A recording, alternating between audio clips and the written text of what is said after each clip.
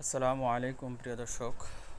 আজকে নিয়ে আসছি আপনাদের জন্য gift pack unlimited internet 1000 minute মেয়াদ 30 দিন সারা বাংলাদেশ পাবে। অফার প্রাইস হলো 865 টাকা, আমাকে দিবেন 70 টাকা, 5 টাকা আমার সেলমেন্টে কাটে। যার যার লাগে অবশ্যই নক দিবেন।